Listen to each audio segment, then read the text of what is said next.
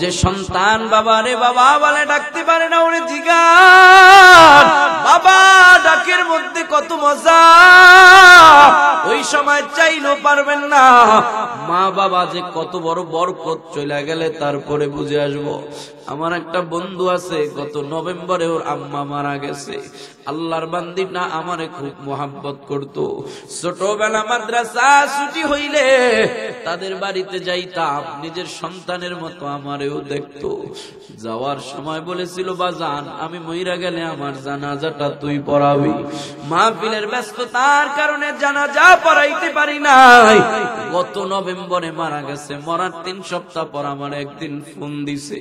Phone receive করে দেখি অপর পৃষ্ঠ থেকে কান্নার শুধু আওয়াজ আর আওয়াজ।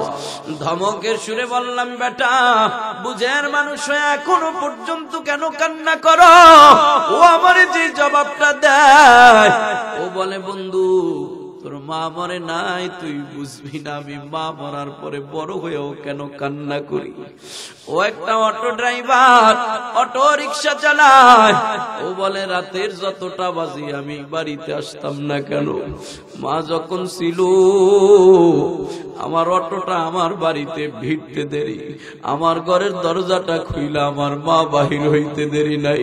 প্রথমেই বাহির হয়ে জিজ্ঞাসা করতো, বাবা এত দেরি করে বাড়িতে কেন ফিরো? আমি একদিন মারি জিগাইলাম, মাগো অটো বাড়িতে আসার সাথে সাথে তোমার কেমনে ঘুম ভাঙা যায়? আমি আসার সাথে সাথেই কেমনে তুমি ঘুম থেকে জাগ্রত হয়ে যাও? মা আমার চোখের পানি ছেড়ে বলছিল, বাজার রোড গার্ডে গাড়ি নিয়ে থাকো, তোরে রাস্তায় রাইখা আমি মা কেমনে ঘুমাই? যতক্ষণ পর্যন্ত বাড়িতে ফিরে আসো না এ সন্তান, আমি মা বিছানায় শুয়ে থাকি ঠিক, কিন্তু মায়ের চোখে ঘুম নাই। কখন আমার সন্তান আসবো? না জানি কি ঘটে যায়, না জানি কি অ্যাক্সিডেন্ট হয়ে যায়।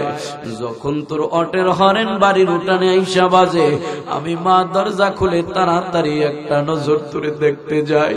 তোর দিকে সর্বপ্রথম তাকায় যখন দেখি তুই পুরা সুস্থ হয়ে বাড়িতে ফিরাইছো এ সন্তান, তখন আমি মায়ের পরানটা ঠান্ডা হয়। ও ডাক দিয়া বলে, বন্ধুরে আজকে 3টা সপ্তাহ হয়ে গেছে, আগের মতো অটো নিয়ে বাড়িতে ঠিকই আসি, অটোর হরেন ঠিকই বাজাই, অটোর বাতি ঠিকই দরজায় যায় পড়ে। মাঝে মাঝে ইচ্ছা করে হরেন চাপতেই থাকি, দেখিনি কেউ দরজা খুলে বের হয় কিনা।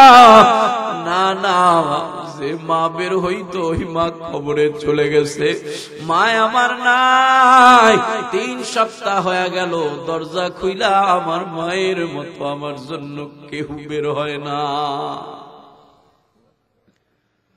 এবার অনেক সন্তান বলবেন, হুজুর এই জায়গায় যাদের মা আছে বাবা আছে, এরা তো বাড়িতে যায় মা বাবার খেদমত করতে পারবে, যে বয়ান আপনি করেছেন বয়ানের উপরে আমল করতে পারবে, বাড়িতে যা চাইলেই মায়ের মুখের মধ্যে খাবার উঠায় দিতে পারবে, বাবার মুখের মধ্যে খাবার উঠায় দিতে পারবে। হুজুর আমি কবাগা, আমার মা নাই বাবা নাই, বলেন বাড়িতে যাই আপনার বয়ানে কেমনে আমল করব? ও হুজুর বলেন আমি বাড়িতে যাই কেমনে আমার মায়ের খেদমত করব, বাড়িতে যাই কেমনে আমার বাবার খেদমত করব? আমি মা হারা বাবা হারা সন্তান, আমার মা নাই বাবা নাই, মায়ের খেদমত করতে হবে, সন্তানের জীবন আছে যতদিন। এই জায়গায় যাদের মা আছে বাবা আছে তারা তো বাড়িতে যা খেদমত করতে পারবে। আমার মা নাই, আমার বাবা নাই, আমার জীবন এখনো আছে, আমি কেমনে খেদমত করব? আপনাদের মতো এতিম একজন নবীর সাহাবী নবীর দরবারে যায়, কয় নবী আমার আপনার কাছে একটা কথা জিজ্ঞাসা করতে চাই। নবী বলে, সাহাবী বলো বলো কি জিজ্ঞাসা করতে চাও? নবী অনুমতি দেওয়ার পর সাহাবী শুধু চোখ দিয়া পানি ছাড়ে, কান্নার কারণে কথা বলতে পারে না। নবী আমার ডাক দেয়া কয়, সাহাবী কান্না থামাও, কান্না করো না রে সাহাবী, কান্না থামায়া বলো আগে তুমি কি জানতে চাও? নবীর সাহাবী কান্নামাখা কণ্ঠে নবীরে ডাক দেয়া বলে, ও নবী আমার, আমি আপনার কাছে জানতে চাই, দুনিয়ার মানুষেরা মরে যখন কবরে চলে যায়, ওই কবরের মানুষগুলার জন্য দুনিয়া থেকে কোনো খাবার দাবার পাকায়া পাঠানোর কি ব্যবস্থা আছে কিনা? নবী আমার ডাক দেয়া কয়, সাহাবী অবলার মতো কেন প্রশ্ন করো, বোকার মতো কেন প্রশ্ন করো? কবরে দরওয়াজা নাই, জানালা নাই, ওই কবরে কেমনে খাবার পৌঁছাইবা? কবরে কেন খাবার পৌঁছাইবা? কবরে কেন দুনিয়া থেকে খাবার দাবার রান্না করে নিয়ে যেতে হবে? সাহাবী কান্দে আর কয়, নবী গো, আমি একটা মা হারা বাবা হারা সন্তান। ও নবী, আমার মাও নাই, আমার বাবাও নাই, আমার মা বাবার দৃশ্যগুলো আমার চোখের সামনে ভাসতেছে। আমার মা ইহুদির বাড়িতে কাজ করে করে আমার খাবার আইনা লালন পালন করেছে। আমরা বড় গরিব পরিবারের ছিলাম গো নবী। আমার বাবা জংলায় কাঠ কেটে কেটে কষ্ট করে সামান্য যেই টাকা অর্জন করত, ওটা দিয়া প্রায় প্রায় আমাদের খাবারের ব্যবস্থা হইতো না। ও নবী, প্রায় সময় দেখেছি ঘরে 3 জনের খাবারের ব্যবস্থা নাই, অল্প একটু খাবার আছে, মাও খায় নাই, বাবাও খায় নাই। নবী গো, মা বাবা না খায়া খাবারটা আমার মুখে উঠাইয়া দিছে। ও নবী আমার, ওই দৃশ্যগুলো চোখের সামনে ভাসতেছে। আল্লাহ পাক এখন আমারে অনেক টাকা পয়সা দিছে, মন চায় আমার ওই মা দুঃখিনীর যদি একটু ভালো কিছু রান্না করে খাওয়াইতে পারতাম। যেই বাবা রাতের যতটা বাজুক না কেন বাজার থেকে আসার সময় নিজের পকেটে টাকা না থাকলেও ধার করে সন্তানের জন্য মজা নিয়ে আসে। ও নবী আমার, ওই বাবার কষ্টের দৃশ্যগুলো চোখের সামনে ভাসতেছে, মন চায় ওই বাবারে যদি কিছু খাওয়াইতে পারতাম। এজন্য আপনার কাছে জিজ্ঞাসা করেছি, কবরের মানুষের জন্য কি কিছু খাবার দাবার পাকায় নিয়ে যাওয়া যাবে নাকি? নবী ওই সাহাবীর কথা শুনে নিজের চক্ষু দিয়ে পানি ছাড়তেছে, পানি বেয়ে বেয়ে পরে পরে নবীর দাড়ি মুবারক ভিজা যায়। সাহাবী ডাক দেয়া কয়, নবী আমার, আপনি কাঁদবেন না, দুনিয়ার সবার কান্না সহ্য করতে পারি, আপনার কান্না সহ্য করতে পারি না। ও নবী, আপনি বা কেন কাঁদেন?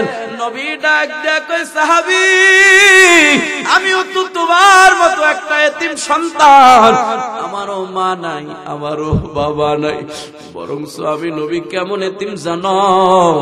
তুমি তো তোমার বাবারে দেখেছো, বাবারে বাবা বলে ডাকতে পারছো, বাবার সাথে মাঠে ঘাটে বাজারে গেছো, বাবার কোলে উঠতে পারছো।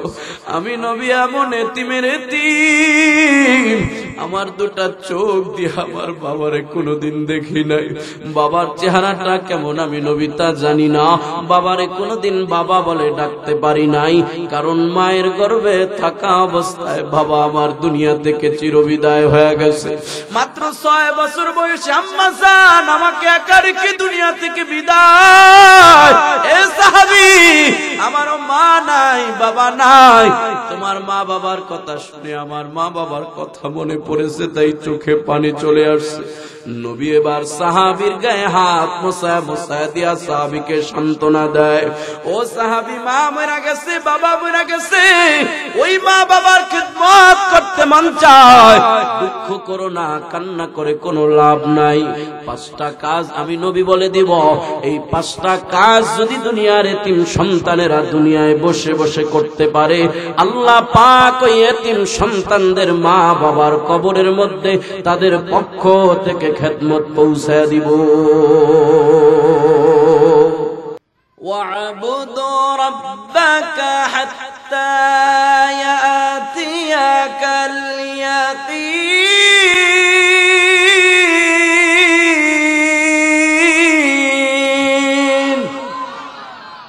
हर के दारत खौफ हक दर दिल मदा जन्नतुल मवाद हा दोरा मकाम जुज़बा हक चीज़े मखाज इंसो जा फजले उआ मस्ते दर जुमला जहा दिल जो खाली याद हक से ऐ जहां খানায় শৈতান দিল বেগুমা। আওয়াজ করে বলেন না আল্লাহু আকবার।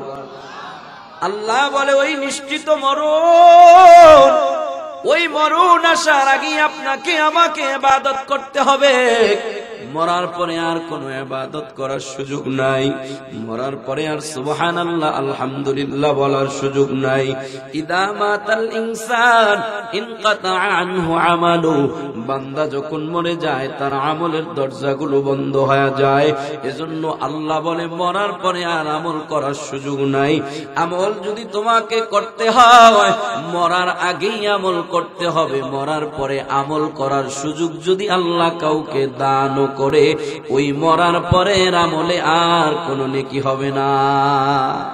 মরার পরে আমল করার সুযোগ নাই, যদি আল্লাহ কাউকে সুযোগ দেয় আমল হবে, নেকি হবে। উদাহরণ দিতে গিয়ে আমাদের একজন আকাবির তার কিতাবের ভিতরে ওয়াকিয়া লেখেন, আল্লাহওয়ালা একজন বুজুর্গ গোলাম সফরের জন্য বের হয়েছে। হঠাৎ করে তাকায় দেখে সামনে বড় একটা কবরস্থান দেখা যায়। ওই যে খালফা ঈদগাহ কবরস্থানের মতো বিশাল বড় কবরস্থান, বিশাল বড় বিস্তৃত কবরস্থান। ওই কবরস্থান দেখে বান্দাটা মনে মনে চিন্তা করতেছে, এই কবরস্থানে যারা ঘুমায় ওই মানুষগুলাই তো একদিন আমার মতো এই পথের প্রতীক ছিল। এই জায়গায় যারা আজকে আপনারা বয়ান শুনতেছেন একদিন সবাই কবরবাসী হয়ে যাবেন। আবার ওই কবরে যারা ঘুমায় তারাও আপনাদের মতো একদিন এই জায়গায় বসে বয়ান শুনেছে।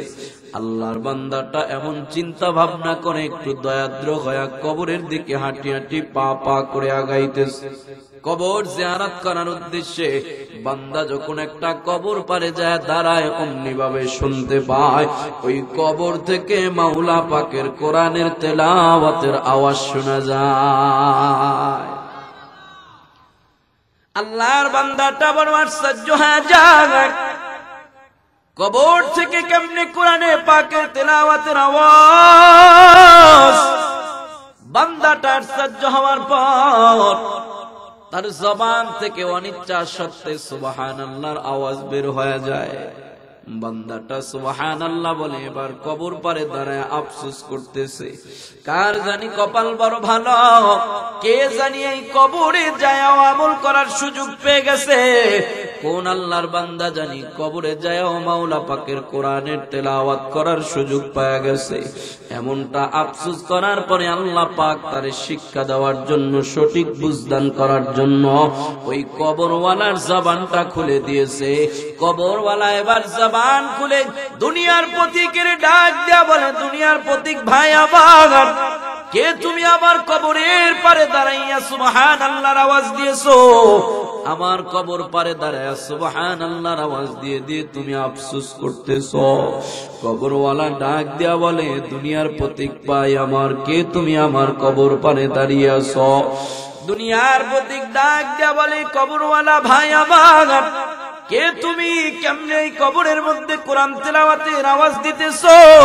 কেমনে তুমি কবরের মধ্যে কোরআনের তেলাওয়াত করতেছো? কবরওয়ালা ডাক দেয়া বলে, দুনিয়াতে আল্লাহ পাক ঘোষণা করেছে, উদউনি আস্তাজিব লাকুম, এ বান্দা তোমরা আমি আল্লাহকে ডাকো, আমি আল্লাহ তোমাদের ডাকে সাড়া দিব। খালপাড়ের মুসলমান ভাই আমার, আল্লাহকে কখন ডাকবেন? দুনিয়ার বড় বড়দের কাছে যাইতে হইলে তাদের সাক্ষাতের একটা নির্দিষ্ট সময় থাকে।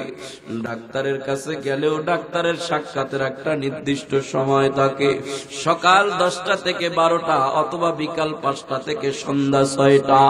আমার আল্লাহ দুনিয়ার মানুষের জানা দেয়, এ দুনিয়ার মানুষ, আমি আল্লাহকে ডাকার কোনো সময় নাই।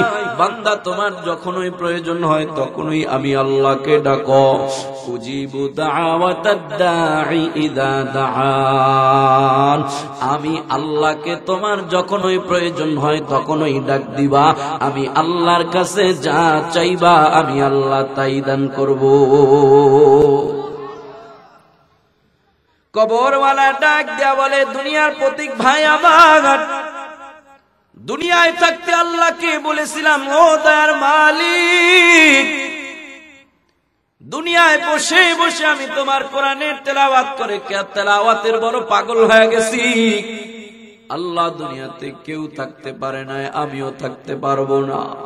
লিকুল্লি উম্মাতিন আজাল, ইযা জাআ আজালুহা লা ইস্তাখিরুনা সাআতাও ওয়ালা ইস্তাকদিমুন।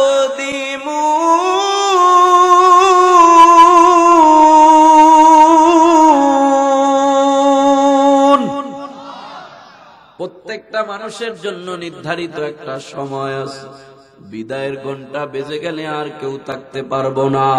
ওই কবরওয়ালা দুনিয়ায় থাকতে আল্লাহকে বলেছিল, দয়ার মালিক, আমি অত কবরে চলে যাব, আমারও আমলের দরজা বন্ধ হয়ে যাবে।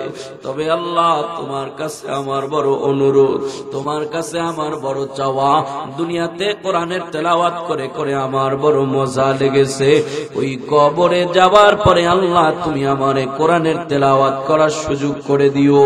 বান্দাটা ডাক দিয়া বলে, দুনিয়ার প্রতীক ভাই আমার, ওই যে দুনিয়ায় থাকতে আল্লাহকে দোয়া করেছিলাম, বলেছিলাম আল্লাহ পাক আমার দোয়া কবুল করে, এই কবরে আসার পরেও কবরের মধ্যে বসে বসে আমাকে তেলাওয়াত করার সুযোগ। বিদ্যু বাবা, পর্দার আড়ার মা, আমার বোন, ওই কবরের মধ্যে বহু ঘুমের সময় পাবেন, আমলের আর কোনো সময় থাকবে না। এজন্য আমলের সময় আল্লাহ বলে মরণ আসার আগ পর্যন্তই খালপাড়ের মানুষের কাছে আমি জানতে চাই, তাহলে আমাদের আমল করার সময় মরার আগে না পরে? নামাজি কবে হব মরার আগে না পরে? মিথ্যা কথা কবে ছাড়বো মরার আগে না পরে? ওয়াজ মাহফিল কবে শুনবো মরার আগে না পরে? আগে আগে করে করে এই তো কত আল্লাহর গোলাম ওয়াজ মাহফিল না শুনে দুনিয়া থেকে চির বিদায় হয়ে গেছে। ও খালপাড় এলাকার মুসলমান, মাইকের আওয়াজ কি কানে যায় না রে ভাই? আল্লাহর মোহাব্বতে, নবীর প্রেমে এখনো সময় আছে। শীতের খাতা ছেড়ে আজকের এই জান্নাতের বাগানে আইসা বইসা যাও, ময়দানটাকে কানায় কানায় ভরে দেউরে ভাই আমার। আল্লাহওয়ালারা স্টেজে হাজির হয়ে গেছে, আজকে এমন এমন উলামা একরাম মঞ্চে হাজির হয়ে গেছে। আপনাদের এলাকায় আগমন হয়েছে, যাদের চেহারার দিকে তাকাইলো আল্লাহ পাক আপনার আমার সগীরা গুনাহ মাফ করে দিব।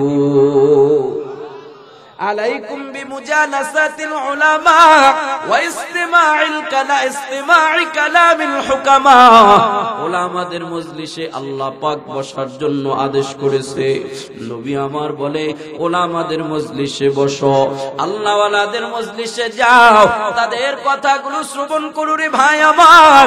একটা জমিনের ভিতরে বৃষ্টি পড়লে, চাষ হলে, ওই জমিন থেকে যেমন উর্বরতার কারণে ফসল জন্মায়, উলামাদের মজলিসে বসলে আল্লাহ পাক আপনার আমার দিলটা কেমন উর্বর বানায় দেয়। ওই উর্বর দিলের মধ্যে আমলের জজবা পয়দা হয়ে যায়, বান্দা আমলদার হয়ে ঈমান আমল নিয়া কবরে যাওয়ার সুযোগ পাওয়া যায়। তবে তোমাদের নবীর চূড়ান্ত সিদ্ধান্তটা দুনিয়ার চূড়ান্ত সিদ্ধান্তের মতো নয়, কারণ দুনিয়ার চূড়ান্ত সিদ্ধান্তগুলো মাঝে মাঝে পাল্টায়া যায়। দুনিয়ার আদালতে, কোর্ট কাচারিতে দেখবেন একটা বিষয় রায় হইলে উচ্চ আদালতে যায় আপিল করে ওই বিষয়টা পাল্টানো যায়, যায় কি যায় না? আল্লাহ বলে, তোমাদের রবের চূড়ান্ত সিদ্ধান্ত দুইটা এমন, ওই সিদ্ধান্ত পাল্টানোর কারো ক্ষমতা নাই, ওই সিদ্ধান্ত পরিবর্তন করার কারো ক্ষমতা নাই, চূড়ান্ত হয়ে গেছে। এক নম্বর আল্লাহ পাকের চূড়ান্ত সিদ্ধান্ত, আল্লাহ তা'বুদু ইল্লা ইয়্যা। দুনিয়ার সব মানুষেরা কেবলমাত্র শুধুমাত্র একমাত্র ইবাদত করবে আল্লাহর। জোরে বলেন কার? আল্লাহ ছাড়া কারো ইবাদত করা যাবে না, একমাত্র ইবাদত করতে হবে আল্লাহ। কেন একমাত্র শুধুমাত্র আল্লাহ পাকেরই ইবাদত করতে হবে? অন্য এক আয়াতের মধ্যে আল্লাহ জানায় দেয়, ইয়া আইয়ুহান নাসু উবুদু রাব্বাকুমুল্লাযী খালাকাকুম ওয়াল্লাযীনা মিন ক্বাবলিকুম লাআল্লাকুম তাত্তাকুন। ও বিশ্ববাসী মানব মণ্ডলী, তোমরা তোমাদের রবের ইবাদত করো। কোন রবের ইবাদত করবা? যেই রব তোমাদেরকে সৃষ্টি করেছে। তার মানে আল্লাহ পাক বুঝাইতে চায়, সৃষ্টি করেছেন যিনি, ইবাদতের যোগ্য হলেন তিনি। বলেন, সৃষ্টি করেছেন যিনি, বলেন সৃষ্টি করেছেন যিনি, ইবাদতের যোগ্য হলেন তিনি। আল্লাহ তা'বুদু ইল্লা ইয়্যা, আল্লাহ ছাড়া কারো ইবাদত করা যাবে না, কারণ আল্লাহ ছাড়া কোনো সৃষ্টিকর্তা নাই। অতএব সৃষ্টি করেছেন যিনি, ইবাদতের যোগ্য হলেন তিনি। পৃথিবীর সকল মানুষেরা একমাত্র ইবাদত করবে কার? এবার বলতে পারেন, হুজুর আল্লাহ পাকের ইবাদত করব কয়দিন? 60 বছর বয়স পাইছি, 70 বছর বয়স পাইছি, 40 বছর আল্লাহ পাকের ইবাদত করি, আর 30 বছর মাজারে যায় গাঁজা টানি। সুযোগ আছে? আল্লাহ বলে, ওয়া'বুদ রাব্বাকা হাত্তা ইয়াতিয়াকাল ইয়াকিন। তোমার জীবন আছে যতদিন আল্লাহ পাকের ইবাদত করতে হবে ততদিন। এই পুরা জিন্দেগিতে আল্লাহ ছাড়া কারো ইবাদত করা যাবে না। সিদ্ধান্তটা কার? তাহলে 1 নম্বর চূড়ান্ত সিদ্ধান্ত হলো, আল্লাহ ছাড়া কারো ইবাদত করা যাবে না, একমাত্র আল্লাহ পাকের ইবাদত করতে হবে। ইবাদত করব কয়দিন? আপনার আমার জীবন আছে যতদিন। এটা হলো আল্লাহ পাকের 1 নম্বর চূড়ান্ত সিদ্ধান্ত। 1 নম্বর সিদ্ধান্তটা কি বুঝে আসছে? আল্লাহ ছাড়া কারো ইবাদত করা যাবে। ইবাদত করব কার? মুহাব্বতে বলেন, ইবাদত করব কার? আজকে আল্লাহরে ডাক দেন না, অথচ একবার আল্লাহকে ডাক দিলে আল্লাহ পাক কমপক্ষে 70 বার আপনার ডাকের জবাব দিব। এমন একটা সময় আসবো আল্লাহকে ডাকবেন, কিন্তু আল্লাহ আপনার ডাকে আর সাড়া দিব না। যা কমা মরার পরে কবরে যায়া, কিয়ামতের ময়দানে জাহান্নামে যায়া বান্দা বিপদে পড়ে আল্লাহকে ডাকতেই থাকবে, ইয়া হান্নান ইয়া মান্নান। আল্লাহ পাক আপনার ডাকে তখন আর সাড়া দিব না। 1000 বার ডাকার পরে আল্লাহ পাক একবার ডাকে সাড়া দিব, তাও আবার ধমকের সুরে, ওরে নাফরমান, আমি আল্লাহকে কেন ডাকো? এই নাফরমান, কেন ডাকো আমি আল্লাহকে? দুনিয়াতে আমি আল্লাহ তোর জবানের দিকে চেয়ে চেয়ে অপেক্ষা করেছি, কখন তুই তোর জবান দিয়ে আমি আল্লাহকে ডাকবি। তুই তোর জবান দিয়ে দুনিয়ার সবাইকে ডেকেছো, আব্বাকে আব্বা বলে ডেকে আব্বার কলিজা ঠান্ডা করে দিছো, ভাইয়াকে ভাইয়া বলে ডেকে ভাইয়ার কলিজা ঠান্ডা করে দিয়েছো। আমি আল্লাহ শুধু তাকায়া ছিলাম কুদরতি নজরে, কখন আমি আল্লাহকে ডাকি। আমাকে ডাকো না, আজকে কেন ডাকো? এজন্য ডাকার সময় এখন। 1 নম্বর সিদ্ধান্ত, আল্লাহ ছাড়া কারো ইবাদত করা যাবে না, একমাত্র ইবাদত করতে হবে কার? ইবাদত করব কয়দিন? জীবন আছে যতদিন। বলেন, ইবাদত করব কয়দিন? 2 নম্বর আল্লাহ পাকের চূড়ান্ত সিদ্ধান্ত। 2 নম্বর সিদ্ধান্তটা সংক্ষেপে বলি, আমি আপনাদের কাছ থেকে বিদায় নেব। আল্লাহ বলেন, আমি আল্লাহর 2 নম্বর চূড়ান্ত সিদ্ধান্ত, ওয়াবিল ওয়ালিদাইনি ইহসানা। দুনিয়ার সমস্ত সন্তানেরা কেবলমাত্র শুধুমাত্র পিতা মাতার সাথে সৎ ব্যবহার করবে, ভালো আচরণ করবে। ভালো আচরণ ছাড়া খারাপ আচরণ করতে পারবে না। সিদ্ধান্ত কার? খালপার এলাকার যুবক ভাই আমার, এ বৃদ্ধ বাবা, আল্লাহ পাকের আগের চূড়ান্ত সিদ্ধান্তটা যেমন, দ্বিতীয় সিদ্ধান্তটাও তেমন। আগের সিদ্ধান্ত যেমন পরিবর্তন হওয়ার কোনো সম্ভাবনা নাই, দ্বিতীয় সিদ্ধান্তটাও পরিবর্তন হওয়ার সম্ভাবনা নাই। আগের সিদ্ধান্তটাও যেমন পাল্টানের কারো ক্ষমতা নাই, দ্বিতীয় সিদ্ধান্তটাও পাল্টানের কারো ক্ষমতা নাই। আগের সিদ্ধান্তটা হলো আল্লাহ ছাড়া কারো ইবাদত করা যাবে না, একমাত্র আল্লাহ পাকের ইবাদত করতে হবে, আল্লাহ ছাড়া কারো ইবাদত করা যাবে না। দ্বিতীয় সিদ্ধান্ত হলো পৃথিবীর সমস্ত সন্তানেরা মা বাবার সাথে ভালো আচরণ ছাড়া খারাপ আচরণ করতে পারবে না। পৃথিবীর সব সন্তানেরা মা বাবার সাথে কেবলমাত্র শুধুমাত্র ভালো আচরণ করবে। সিদ্ধান্ত কার? আফসোস আর পরিতাপের বিষয় হলো সন্তানের আজকে মা বাবার সাথে শুধু খারাপ আচরণই করে না, বরঞ্চ সন্তানেরা মা বাবাকে ঘর থেকে পর্যন্ত বের করে দেয়। সন্তানেরা মা বাবার গায়ে পর্যন্ত হাত উঠায়। আল্লাহ বলে না না, দুনিয়ার সন্তান যত বড়ই হয়ে যাও না কেন, যত বড় জজ হও, ব্যারিস্টার হও, উকিল হও, মাওলানা, মুফতি, মুহাদ্দিস হও, যা তুমি হও না কেন, যত বড় এডুকেটেড পারসন হও না কেন, সন্তানের জন্য আল্লাহ পাকের চূড়ান্ত সিদ্ধান্ত হলো ওয়া বিল ওয়ালিদাইনি ইহসানা। দুনিয়ার সমস্ত সন্তানেরা পিতা মাতার সাথে শুধুই মাত্র ভালো আচরণ করবে, খারাপ আচরণ করতে পারবে না। সিদ্ধান্ত কার? অনেক চালাক সন্তান বলে, হুজুর আমার মা বাবা যদি আমার সাথে খারাপ আচরণ করে তাইলেও কি আমি আমার বাবা মার সাথে খারাপ আচরণ করতে পারবো না? আল্লাহর নবী বলে ওয়া ইন যালামা, মা বাবা যদি তোমার উপরে জুলুমও করে, মা বাবা যদি কাফেরও হয়, তারপরেও মা বাবার সাথে খারাপ আচরণ করা যাবে না। মা বাবার সাথে ভালো আচরণ করতে হবে, মা বাবার খেদমত করতে হবে। কেন মা বাবার খেদমত করবেন? কারণ নবী আমার জানা দেয় ইন্নাল জান্নাতা তাহতা আকদামিল উম্মাহাত, মা বাবার পায়ের নিচে সন্তানের বেহেশত। ও সন্তান, যদি বেহেশত কামাই করতে চাও, যদি জান্নাত কামাই করতে চাও, জান্নাতে যদি যেতে চাও, তাহলে ওই মা বাবার খিদমত করে মা বাবাকে খুশি করে নাও। কারণ নবী আমার জানা দেয় রিদার রাব্বি ফি রিদাল ওয়ালিদি ওয়া সাখাতার রাব্বি ফি সাখাতাল ওয়ালিদি। মা বাবা যদি খুশি হয়ে যায়, আরশের মালিকও খুশি হয়ে যায়।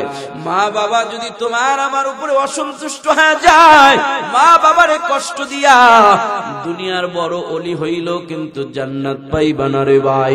এজন্য আল্লাহ পাকের চূড়ান্ত সিদ্ধান্ত হলো দুনিয়ার সন্তান যত বড়ই হয়ে যাক না কেন, দুনিয়ার সন্তানেরা প্রত্যেকটা সন্তান মা বাবার সাথে শুধুমাত্র ভালো আচরণ করতে হবে, খারাপ আচরণ করতে পারবে না।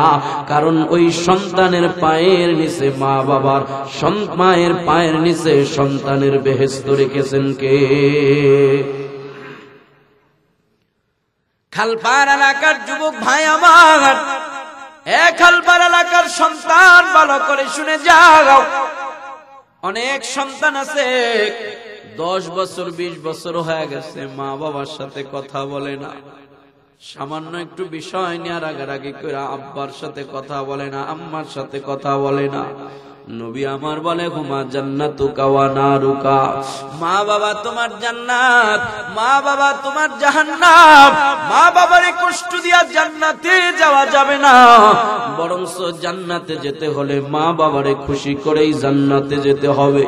এবার বলতে পারেন হুজুর মা বাবার খেদমত করব কয়দিন, মা বাবার সাথে সদাচরণ করব কয়দিন? আগের সিদ্ধান্তটা যেমন দ্বিতীয় সিদ্ধান্তটাও তেমন। আগের সিদ্ধান্ত হলো আল্লাহ পাকের ইবাদত করব কয়দিন? আপনার আমার জীবন আছে যতদিন। আল্লাহ পাকের দ্বিতীয় সিদ্ধান্তর বেলাও একই হুকুম, মা বাবার সাথে সৎ আচরণ করবেন কয়দিন, মা বাবার খেদমত করবেন কয়দিন? আপনার আমার জীবন আছে যতদিন, তার মানে সন্তানের জীবন আছে যতদিন, মা বাবার সাথে ভালো আচরণ করতে হবে ততদিন। নাকি বিয়ার আগ পর্যন্ত মা বাবার সাথে ভালো আচরণ করবো, এরপরে বিয়ার পরে বউয়ের কথা শুই না মা বাপের 2-4টা চড় থাপ্পড় দিলে সমস্যা নেই? এমন আপনার আমার জীবন আছে যতদিন, সন্তানের জীবন আছে যতদিন, মা বাবার সাথে সন্তান ভালো আচরণ করবে ততদিন, মা বাবার খেদমত করবে ততদিন। অনেক সন্তান আছে মা থাকতে মায়ের মর্যাদা বোঝে না, বাবা থাকতে বাবার মর্যাদা বোঝে না, মরলে আবার ঠিকই কান্দে। কারণ মা বাবা কি জিনিস যদিও এখন বুঝে আসে না। যারা মা হারাইছে বাবা হারাইছে তারা এখন টের পায়। কত সন্তান বছর বছর হয়ে গেছে মারে মা বলে ডাকতে পারে না, বাবারে বাবা বলে ডাকতে পারে না। এজন্য অনেক সন্তান দেখা যায় গভীর রজনীতে মা বাবার কবরের পাশে যায় মা মা বলে কান্না করে আসে না নাই।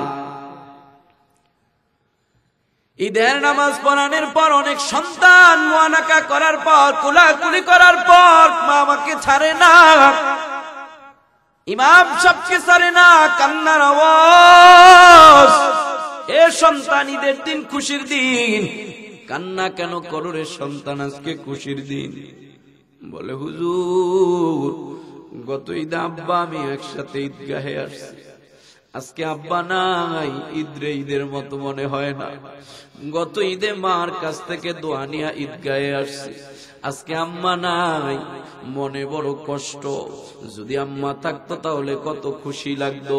অনেক সন্তানই এমন আছে মনে যাদের দুঃখ আগে বুঝে না, কিন্তু মরার পরে কান্না করে। আল্লাহ বলে না না, আল্লাহ বলে না না, তোমার উপরে আমার চূড়ান্ত সিদ্ধান্ত হলো সন্তান, মা বাবা থাকতেই তুমি সৎ আচরণ করে জান্নাত কামাই করে নাও। মা বাবা মরার পরে কান্না করলে আর কোনো লাভ না। মরণের কালে কান্দো না রে মন,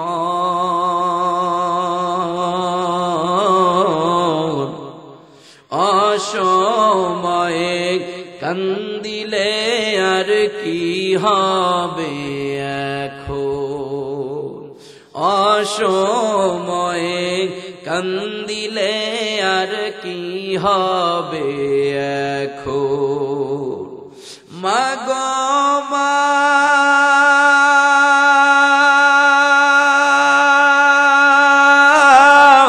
কোথায় যাও মায়া আমায় ছেড়ে, বাঁশের পালকিতে চহিরা মাগো, একবার তুমি ফিরে চাও মা, একবার তুমি ফিরে চাও মা। কেমন আছে তোমার বাঁচা ধান, সময়ে কান্দিলে আর কি হবে এখন, অসময়ে কান্দিলে আর কি হবে এখন। হারায়া কান্না করলে আর কোনো লাভ নাই। আগে থাকতেই খিদমত করে জান্নাত কামাই করে নেন। খালপার এলাকার সন্তানেরা কেমনে জান্নাত কামাই করবে? নবী আমার জানা দেয়, যে সন্তানটা রাতের বেলা মা বাবার মুখের মধ্যে খাবার উঠায় ঘুমের ঘরে যায়, ঘরে মা আছে বাবা আছে, মা বাবার মুখের মধ্যে খাবার উঠে সন্তান ঘুমায়, হোক না সেটা 2 মুঠো ভাত, হোক না সেটা 1 টুকরো খেজুর, হোক না সেটা 1 গ্লাস দুধ। রাতের বেলা যদি কোনো সন্তান মা বাবার মুখের মধ্যে খাবার উঠায় তারপরে ঘুমের ঘরে যায়, আল্লাহর নবী বলে আসবাহানে মাফতুহানে মিনাল জান্নাহ, ওই সন্তানটা সকাল হওয়ার সাথে সাথে সন্তানের জন্য আল্লাহ তৈরি 2টা জান্নাতের দরজা খুলে যায়। একজন রে খাওয়াইবেন, একটা জান্নাতের দরজা খুলে যাবে। 2 জন রে খাওয়াইবেন, 2টা জান্নাতের দরজা খুলে যাবে। ভাই আমার, আবার দিনের বেলা সকাল বেলা খাওয়াইবেন, সন্ধ্যাবেলা আপনার জন্য জান্নাতের দরজা খুলে যাবে। আফসোস আর পরিতাপের বিষয় হলো ভাইয়ে ভাইয়ে ঝগড়া লাগে মা বাবার খাবার নিয়া, আমি একা কেন খাওয়াবো, সবাই সমান সমান খাওয়াবো, আছে না নাই? খালপাড় এলাকার সন্তানদেরকে বলবো, ভাই আমার, কেউ যদি না খাওয়ায় তুমি মিস কইরো না, কারণ হয় রাতে মারা যাবা, না হয় দিনে মারা যাওয়া। যদি রাতের বেলা মা বাবারে খাওয়ায় দিনের বেলা মারা যাও, জান্নাত তোমার জন্য খোলা।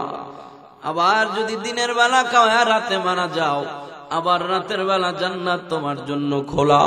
এজন্য খালপাড় এলাকার মানুষের বলি, দুনিয়ার সবাইরে কষ্ট দিলেও মা বাবারে কষ্ট দিবা না, দুনিয়ার সবাইরে কান্দালেও মা বাবারে কান্দাইবা না। কারণ মা বাবা কি জিনিস, মা বাবা কত বড় বরকত, এখন বুঝে আসবে না, মরার পরে বুঝে আসবে।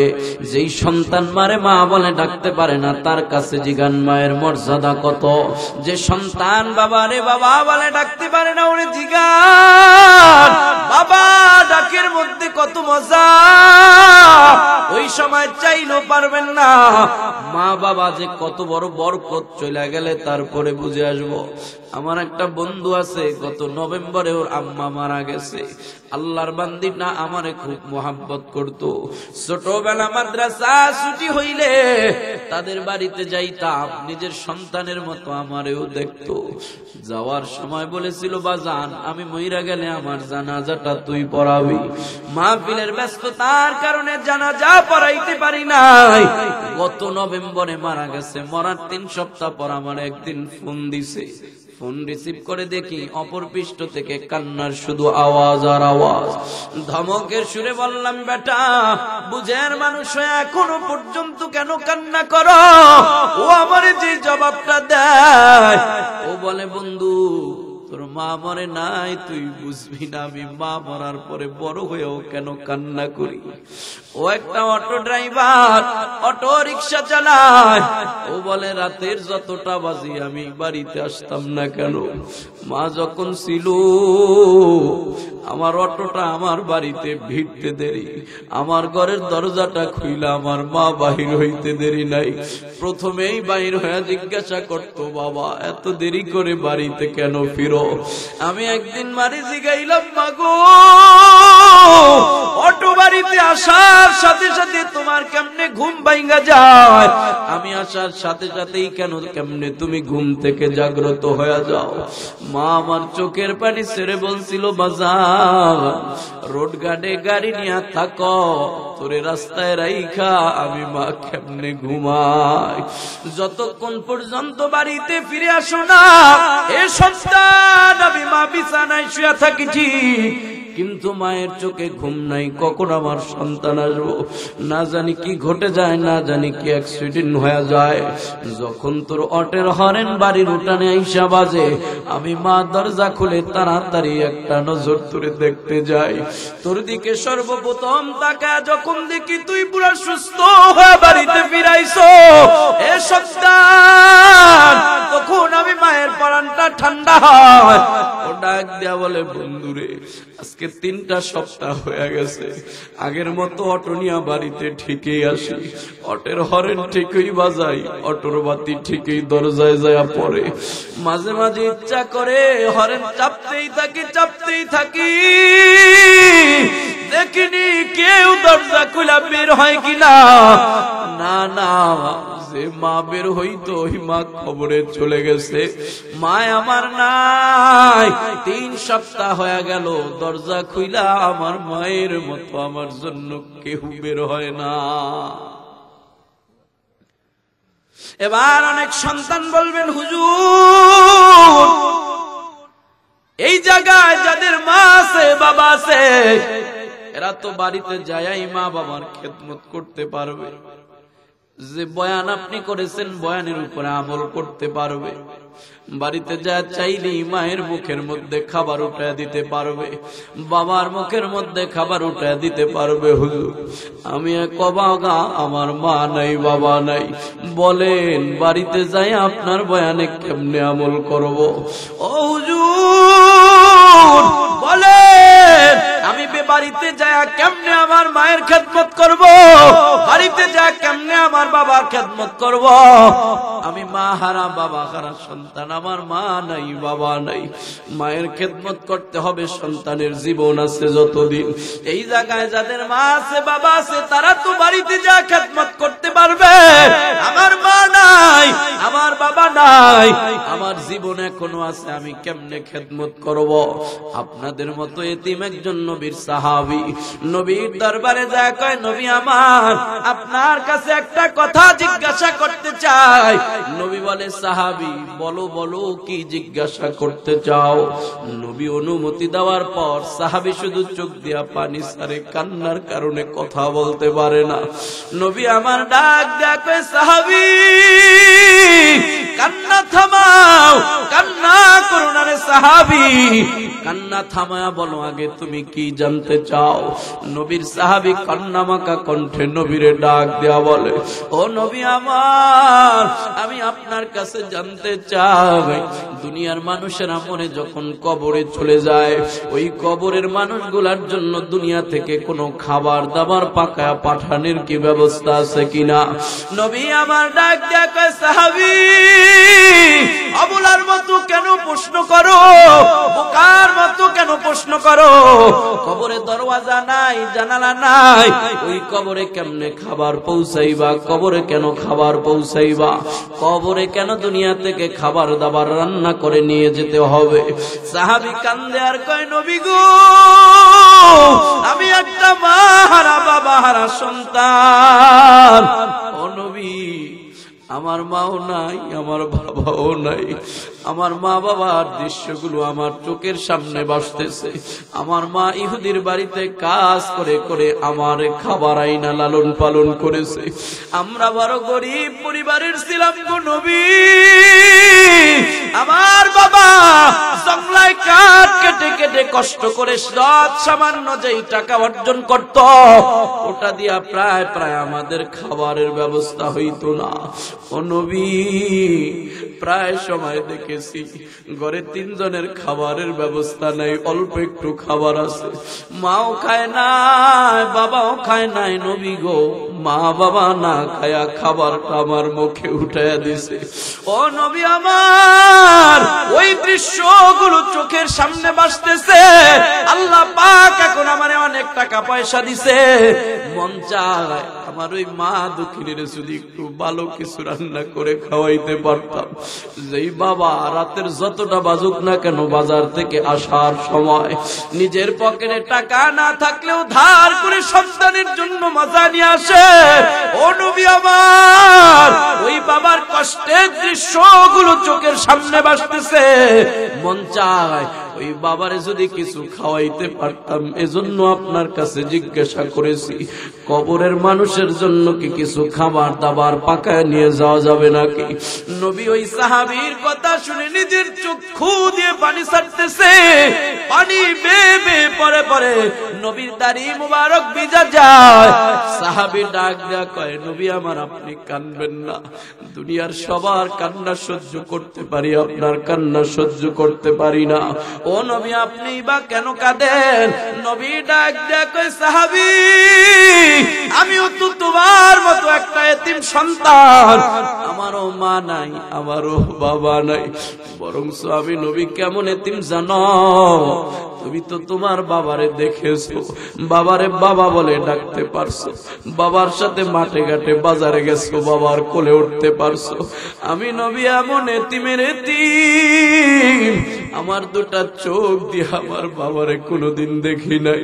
বাবার চেহারাটা কেমন আমি নবী তা জানি না, বাবারে কোনোদিন বাবা বলে ডাকতে পারি নাই, কারণ মায়ের গর্ভে থাকা অবস্থায় বাবা আমার দুনিয়া থেকে চিরবিদায় হয়ে গেছে।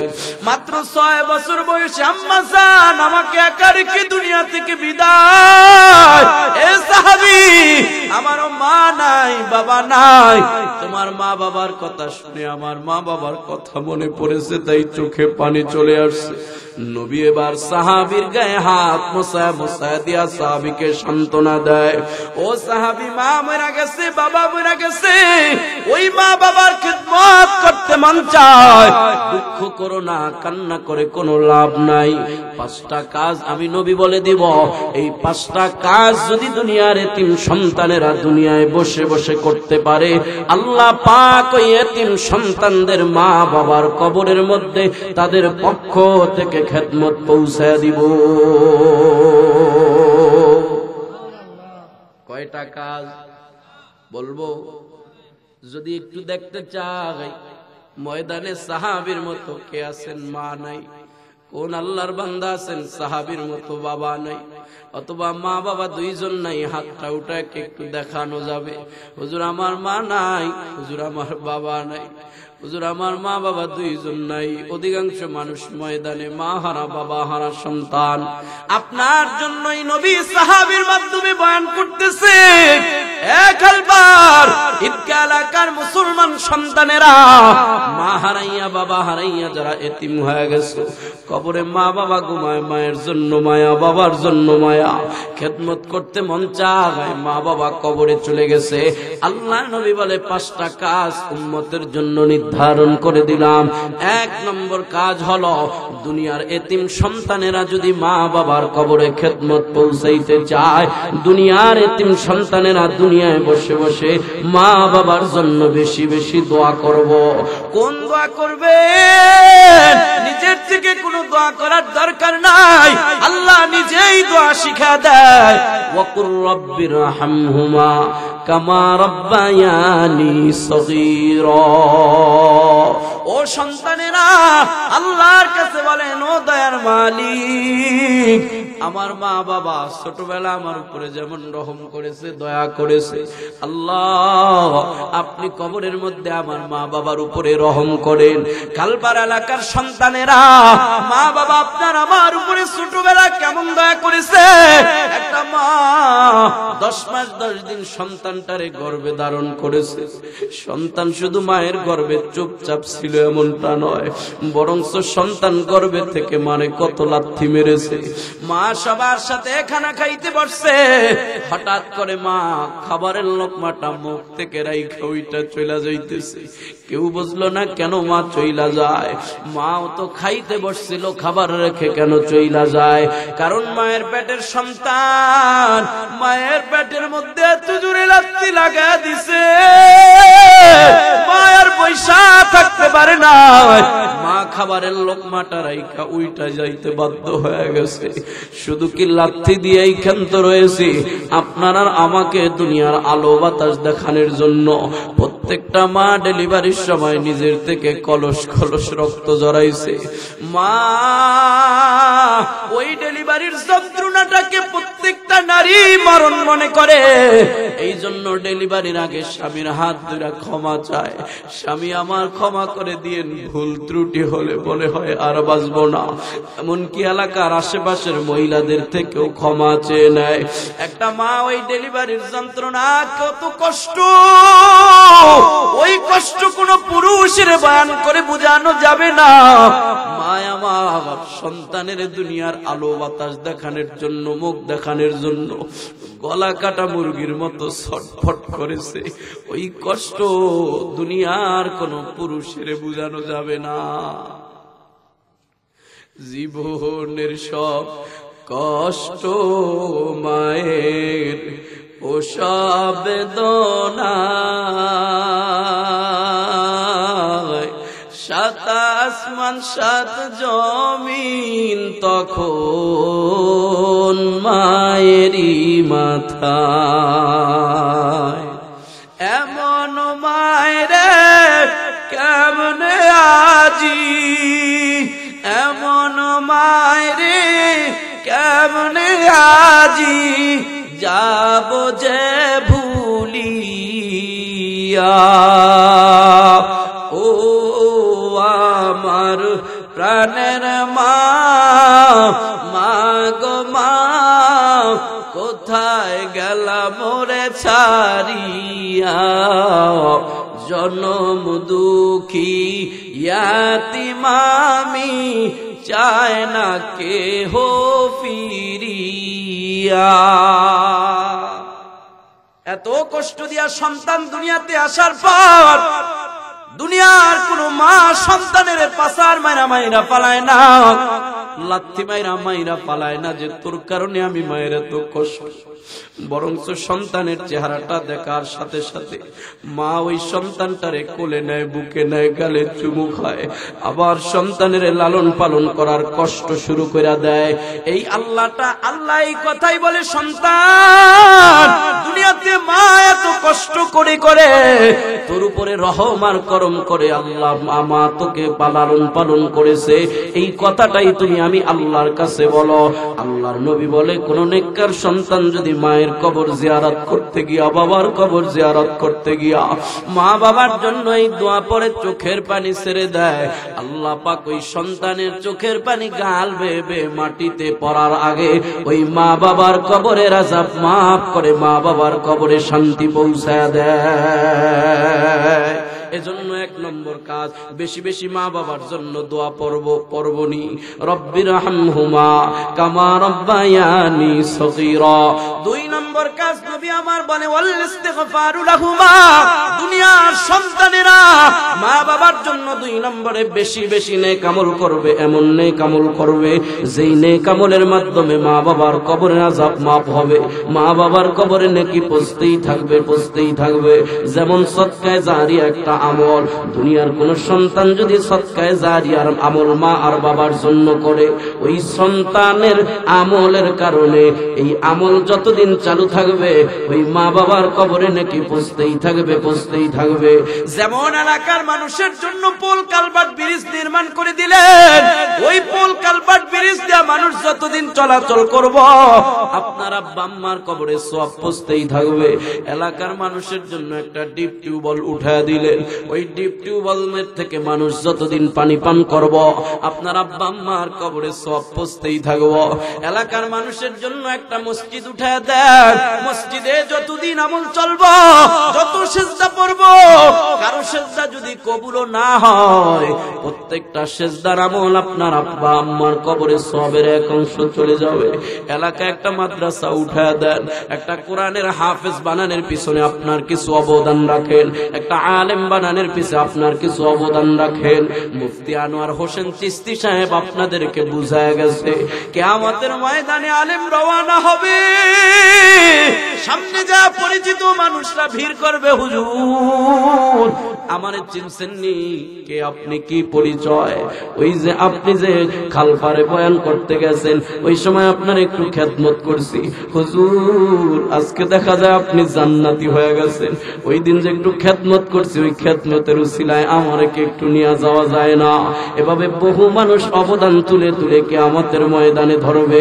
এক একটা কোরআনের হাফেজ কম পক্ষে জাহান্নাম ওয়াজিব হওয়া 25 জন জাহান্নামীকে, 10 জন জাহান্নামীকে এক একটা কোরআনের হাফেজ জান্নাতি বানায় দিব। একটা কোরআনের হাফেজ হওয়ার পিছনে আপনার অবদান রাখেন। ও খালপাড়ের মানুষ, আজকে আমি বয়ান করার আগেই আমার গলাটা ভেঙে গেছে, কেন জানেননি? ওই যে বয়ানের আগে একটা প্রদর্শনী দেখাইছে, এই জায়গায় কোন রিকশাওয়ালার ছেলে জানি জানাজার নামাজ পড়াইছে, ওর জানাজা দেখা আমি জানাজা পড়ানো দেখা নিজের কন্ট্রোল করতে পারি নাই, কান্না আসতেছিল। একটা রিকশাওয়ালার ছেলে জানাজার নামাজ পড়াইছে, 6-7 বছরের বয়স হবে, ভিতরে কান্না কন্ট্রোল করতে গিয়া ভিতরে অবস্থা খারাপ হয়ে গেছে। এরে খালপাড়ের মানুষ, আমি মনে করি আমার 2 ঘন্টার ওয়াজের দরকার নাই, এটা হলো বাস্তব ওয়াজ। ছোট্ট একটা সন্তান 7 থেকে 8 বছরের বয়স জানাজার নামাজ পড়ায় দেখাইছে। আমি একা না, কত মানুষের চোখের পানি ঝরেছে, উপস্থাপক নিজেও কান্না করেছে। এই যে আপনাদের এলাকার কৃতি সন্তান পুরস্কার পর্যন্ত দিছে, অনেকেই পুরস্কার দিয়েছেন।